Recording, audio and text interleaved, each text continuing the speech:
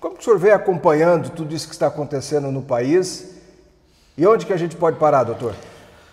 Muito obrigado, Zé, pela gentileza dessa entrevista. E a sua pergunta vale $1 milhão, né? $1 milhão. Eu diria que o Supremo Tribunal Federal virou um manicômio. Virou um manicômio desde que ele se tornou o chamado poder moderador, ou o que o Alexandre de Moraes, né, diz que é poder moderador. Alexandre de Moraes, como todos estão vendo, ele, né, tem esse estereótipo narcisista de querer, né, que não gosta de ser contrariado, ou seja, totalmente uma versão antagônica do que deve ser um juiz. Um juiz, seja de primeiro grau, seja um juiz da Corte Constitucional, tem que ser alguém maleável, alguém que consiga ouvir os dois lados para tomar uma decisão. E não é isso que a gente tem visto, né, Zé? Não é isso que a gente tem visto, para nossa tristeza, para minha tristeza, né? Leitor de Alexandre de Moraes, vários livros, né? Como professor de Direito Constitucional é o mínimo, né? E eu tenho visto, Zé, que eu poderia pegar os livros do Alexandre de Moraes e rebatê-los com o que ele atualmente fala. Se nós lembrarmos, em 2017, Alexandre de Moraes, quando foi indicado pelo Michel Temer, que é um grande constitucionalista também, o PT malhou muito. Gleice Hoffmann bateu muito, dizendo: esse cara é partidário, esse cara não pode estar no Supremo, e assim por diante.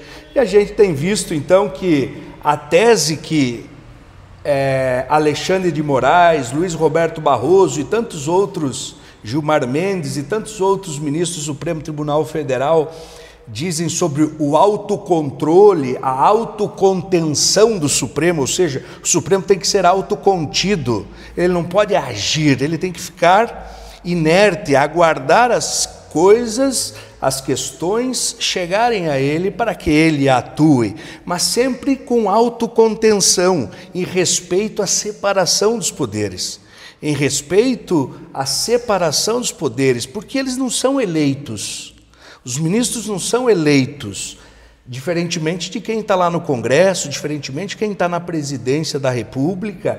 Por isso, essa autocontenção é fundamental para a atuação do Judiciário. E a gente tem visto que essa autocontenção no Supremo, tão defendida aí por Alexandre de Moraes, Luiz Roberto Barroso nos seus livros, não tem acontecido. A gente tem visto aí que eles não têm se contido na hora de soltar os amigos. Toffoli tem feito, dia sim, dia não, decisões sobre a Lava Jato, desmontando toda a Lava Jato. Fachin também, na época que liberou Lula da cadeia. Mas para colocar os inimigos, eles também não estão sendo autocontidos, né? Agora, doutor, de repente alguns dizem o seguinte: é necessário que o Judiciário, o próprio Moraes, que é aquele que acaba tomando as decisões, que ele possa realmente fazer com que algumas situações sejam resolvidas, porque o Executivo não resolve, porque o Legislativo se omite. Isso, de alguma forma, se justifica? Se justifica. Essa é uma das bandeiras defendidas pelo ministro Luiz Roberto Barroso há muito tempo. Desde que ele foi para os Estados Unidos, em Yale, fez os seus estudos lá, ele vem com essa tese dizendo que quando há um enfraquecimento dos outros poderes, o poder judiciário ganha, então, essa possibilidade de atuar de uma maneira mais ativa, né? Tanto que ele, por várias vezes em suas decisões, em suas palestras, ministro Luiz Roberto Barroso fala que muitas vezes o judiciário tem que ser iluminista, tem que fazer a roda girar da civilização quando os outros poderes não atuam.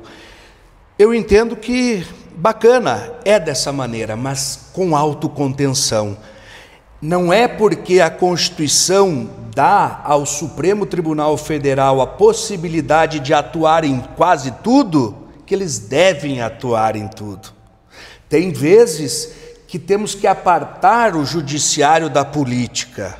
A política partidária, ela não pode invadir o Supremo Tribunal Federal. E por isso, me parece que é esse racha hoje no Brasil, porque aparentemente alguns são beneficiados em detrimento de outros. Dou um exemplo aqui. Tá agora nas últimas semanas, tem aparecido nas últimas semanas um assessor do Alexandre de Moraes, que foi assessor do Alexandre de Moraes no TSE na época das eleições de 22, em que ele fala claramente que são palavras dele, só entravam coisas que fossem da esquerda no gabinete. Ele fala isso. Depois vocês pesquisem aí, assessor do Alexandre de Moraes, ele fala isso, ou seja, percebe-se que a balança então pesa para um lado. Quando ele diz isso, ele está dizendo, denúncias que vinham contra a esquerda eram deixadas de lado, quando vinham contra a direita, vinha com ferro e fogo, com bastante força, com bastante... Isso a gente viu, né? Isso a história mostra, né? Como o ministro Aires Brito, aposentado agora, disse, né, que ele não queria estar na pele do Alexandre de Moraes porque a história vai condená-lo. Ou seja, um ex-ministro falando, não sou eu, um ex-ministro que passou lá por mais de 30 anos na casa, no Supremo Tribunal Federal, falando isso, significa que alguma coisa está errada. Alguma coisa está errada. A sociedade reclamando, alguma coisa está errada. E me parece então que o Supremo virou esse manicômio, eles estão perdidos agora com essa ação do governo americano, ainda mais, eles não sabem mais para que lado correr, estão brincando, alguns, sabe quando você dá aquele sorriso amarelo, mas você sabe que lá dentro você sabe, acho que me dei mal, mas dá aquele sorriso amarelo, vai um jogo de futebol e mostra o dedo do meio, pegue isso e coloque um cidadão comum mostrando o dedo do meio para um ministro, vai preso na hora. Esses ministros que estão aí, que não aceitam que a população coloque em xeque as suas decisões. Isso é um absurdo. Democracia se faz assim. Democracia se faz dando voz, inclusive, para os imbecis. É isso que é a democracia. Esse dedo, esse gesto obsceno, para o tamanho dele como ministro, ficou muito ruim. Ali já traz uma mensagem, não é? Agora, a lei desequilibrado. Desequilibrado. Totalmente desequilibrado. Imagina, uma pessoa normal já não deveria fazer isso, normal, dentro de um contexto de comum, não é? Imagina uma autoridade do tamanho, né, exatamente. Dele. Acompanhou, doutora, a mobilização no domingo? Acompanhei. Qual a avaliação que o senhor faz? Positiva, mas percebo que existem muitas pessoas a mais que gostariam de estar nas passeatas, mas por medo do que aconteceu no passado, temem pela sua liberdade, temem pela sua vida e não vão. Senão nós teríamos muito mais, porque a insatisfação no Brasil, ela não é só, às vezes querem tentar trazer direita e esquerda, não é direita e esquerda, não é Bolsonaro e Lula, não é isso. Essas pessoas da direita é que não suportam mais esse Estado pesado de carregar, cheio de corrupções. Vejam aí o INSS, mais de 5 meses e ninguém preso. Vão pegar o próprio dinheiro do INSS para devolver, ou seja, INSS que a gente sabe que há muito tempo está em déficit, quebrado, agora vai ter que pegar mais dinheiro, não sei de onde, para devolver às pessoas que foram lesadas por esses canalhas, porque pegar dinheiro de velhinho, de pessoas com deficiência, isso é de uma canalice tremenda, não tem tamanha, né? Agora, sobre a Lei Magnífica, e a gente está observando também, por exemplo, o movimento ganhou força no domingo porque as pessoas sentiram também que houve enfraquecimento do Alexandre de Moraes. Embora na sexta-feira ainda, não é, ele havia dito que iria ignorar, que isso era um absurdo e tal, não é? E afirmou isso. Na segunda-feira ele já tomou uma decisão também, não é? Ele continua firme nas decisões dele. Até que ponto essa lei pode, de fato, atingir o Moraes? Ou já atingiu, não tem volta, tem como reverter isso, porque o Moraes não reconhece. Vamos lá. A lei que foi aplicada ao Moraes é uma lei extremamente severa. É uma lei para terrorista, para pessoas que não defendem os direitos humanos, são truculentas com os direitos humanos e assim por diante. E aí surgem algumas perguntas. Mas a lei foi aplicada de maneira... Uma decisão política, exagero. Não foi. Não? Não foi. A gente está olhando a partir do Bolsonaro só. Mas o que motivou o Trump não foi Bolsonaro. Foram aquelas dezenas, centenas de pessoas que foram presas injustamente no dia 8, que não tiveram tratamento humano, famílias destruídas, mulheres com filhos presas enquanto o Supremo libera mulheres de traficantes por terem filhos menores para fazer o cumprimento da pena em casa. No 8 não foi dado esse direito, ou seja, então é muito maior. O Lula namorando com países ditatoriais, Lula sendo agraciado por esses ministros, ou seja, há uma ideia de conspiração total dentro do Brasil, que é isso que Trump, é isso que outros países, não é só o Trump está vendo, a União Europeia largou uma nota recentemente dizendo: erramos quando apoiamos Lula, Lula não é aquilo que nós imaginávamos. Ou seja, está caindo, como diria na nossa época, está caindo a ficha no mundo de que Lula não passa de um enganador com as suas palavras e que a sua corja é baseada na corrupção. Vi Lula esses dias falando o seguinte, que ele falou bem assim: os governos no Brasil sempre priorizaram os ricos. Estamos falando de 20 anos de PT. Parece que ele esquece que faz 20 anos que é eles, então o governo deles estão no PT, estão privilegiando os ricos. Então a lei magnífica vai pegar ele, e eu vi algumas bancas de advogados que trabalham, por exemplo, para o Bradesco, para o Itaú, para esses grandes bancos, já estudando como vão aplicar a lei aplicada pelos norte-americanos sobre as contas, bens do Alexandre de Moraes. Por quê? Porque esses bancos têm relação com o sistema financeiro americano.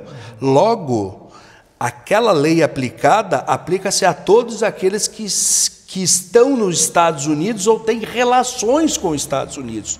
Então, o bloqueio de contas, de cartões de crédito como Visa, Mastercard, que são americanos, é uma realidade. Mas ele pode conviver tendo essas sanções. Sanções. Aí ele continua como ministro, continua despachando, continua com as medidas dele. Não tem bens nos Estados Unidos, não tem dinheiro lá e tal. Quer dizer, de repente na prática não mudaria muito. Mas imagina se você não tem cartão de crédito. Agora, ele pode continuar fazendo o que ele está fazendo, partindo do pressuposto que não está correto, como o senhor disse, através desta lei? Não, a lei não vai... A lei é isso aí. A lei é isso, ela não vai prendê-lo, não vai impeachmá-lo, não vai. Mas enfraquece e provoca o Senado, de repente, a tomar com certeza. Enfraquece e dá poder para o Senado, que é quem tem legitimidade para o impeachment no direito brasileiro, segundo a nossa Constituição, porque os senadores também têm medo de Alexandre de Moraes. Agora eu vi uma notícia recente ontem, o Duval voltou dos Estados Unidos, já grampearam com... Ele voltou achando que essa lei tinha deixado o Alexandre de Moraes mais calmo. Pelo contrário, acelerou o Alexandre de Moraes. No dia que ele desembarcou, junto com a sua família, vindo de Orlando, dos parques, colocaram, e mais, eu achei tão gravosa, eu fiz questão de ler, bloqueou os bens do camarada, bloqueou o salário, as verbas que ele recebe do Congresso Nacional. Gente, o cara vai viver do quê? Sabe, então há uma desproporção gigantesca, há uma proporção muito grande. Enquanto traficantes multimilionários, transnacionais, são liberados imediatamente, seus bens são liberados, como a gente viu o André do Rap, em que o Supremo Tribunal Federal mandou devolver, inclusive, os bens. Tinha lá um helicóptero de 50, 60 milhões de dólares ou de reais, tiveram que devolver para um traficante reconhecido como um dos maiores traficantes da América do Sul. Então, alguma coisa está errada, os pesos e as medidas estão erradas, né? Isso vai impactar, doutor, na opinião do senhor, nas eleições do ano que vem? Muitas narrativas por aí, quem pode levar vantagem? Porque tem a narrativa já do governo federal, do governo do PT, enfim, dos aliados, de que é um ataque à soberania brasileira, e isso vai criando uma comoção e pode criar um fortalecimento, né? E a própria economia, que não indo bem, pode jogar na conta do Trump, desse tarifaço e outras coisas. É isso que o governo Lula está tentando colar, né? Está tentando colar. E vai colar na opinião que essas decisões americanas, seja das tarifas, seja de aplicação da lei Majestic no Poder Judiciário, são culpas do Bolsonaro. Eu acredito que vai colar. Como iria colar qualquer coisa para quem vota no Lula? Para quem vota no Lula, eles não estão na máxima data vênia aqui, peço desculpa para aqueles, mas eles votaram no Lula sabendo de todo o histórico. Então, com a polarização tem aquela parte do Lula e aquela parte de direita, digamos, exato. Direita e esquerda. Mas aquele pessoal que está no meio pode ser convencido? Não. A esse pessoal que está... Eu acredito que esse pessoal do meio hoje tem caminhado mais para a direita. Tem percebido o que o mundo já tem proclamado. Mas né? A melhor narrativa puxa para lá ou para cá, claro, esse meio. Com certeza. Alguém vai sair ganhando. Mas eu acredito que aqueles 30% que o Lula tem, indiferentemente, pode pegar uma filmagem do Lula com dinheiro na cueca que não cola. É triste falar isso, mas são pessoas alienadas, que o Lula tem essa capacidade retórica de falar um monte de asneiras e mentiras, pega números e inventa números e números, e esse pessoal aplaude, bate palma, mas enquanto isso está lá com o seu iPhone, enquanto isso está andando de carro importado, ou seja, hipocrisia total, né? Nós precisamos no Brasil hoje de uma pacificação, nós precisamos de um governante que venha pacificar, ou seja, que no mínimo consiga conversar, sem dar na canela, sem golpe baixo, sabe? Porque o Brasil precisa disso, porque esse país é maravilhoso, é gigante. Vejam o quanto nós somos roubados e esse país está de pé. E esse país está de pé, sempre mais produzindo. Só nós temos que mudar a nossa percepção. Nós temos que perceber que política é coisa séria, que não é algo que não interfere na vida das pessoas. Interfere sim. Vejam aí como está o preço das coisas, preço de aluguel. vai buscar, quem precisa buscar um financiamento hoje está caríssimo. Tudo isso não é culpa do Bolsonaro ou da direita, é culpa de um desgoverno que coloca como ministro da economia um camarada que se vangloria de ter feito 3 meses de curso de economia e que colava ainda dos vizinhos. Ou seja, um cara que é do direito. Olha só a troca que nós tivemos, saímos de uma pessoa, um Paulo Guedes, um cerne da economia reconhecido no mundo todo, né, para alguém totalmente despreparado. Não tem como dar certo. Vamos aguardar, e claro, na expectativa de que as coisas possam melhorar para o Brasil, porque para quem pensa de um jeito, para quem pensa de outro, de qualquer forma, as pessoas sabem que a situação nossa não é das melhores. O senhor tem esperança, o senhor acredita no Brasil e vê perspectivas de melhora aí para os próximos anos. Vejo perspectiva de melhoras, eu acredito que estão surgindo, ou já surgiram nomes de políticos que não são da velha política, vamos assim dizer, né? São pessoas que estão fazendo a coisa certa. E aí a gente poderia citar vários aqui, mas só para ficar no nosso governador aqui do estado do Paraná, Ratinho Júnior, Zema, que trabalhou tanto tempo na iniciativa privada, depois foi para o governo, aplicou aquilo que conhecia na iniciativa privada, que é a coisa mais simples, que é, em Minas Gerais, se eu ganho tanto e eu arrecado tanto, eu tenho que saber que eu tenho que economizar. As pessoas não recebiam salário, 13º, fazia não sei quantos anos que os mineiros não recebiam. Foi lá. Temos o caso do Tarcísio, que tem feito, né, um excelente trabalho e agora estão querendo achar pelo em ovo, né, procurar coisas dele, porque como que sumiram com a Cracolândia, né? O padre lá não conseguiu acabar com a Cracolândia e o governador, pianinho, em silêncio, acabou com a Cracolândia. Ou seja, nós estamos com pessoas que me parecem equilibradas, né? Mesmo tendo essa polarização, eles estando mais para um lado, mas não são pessoas viscerais.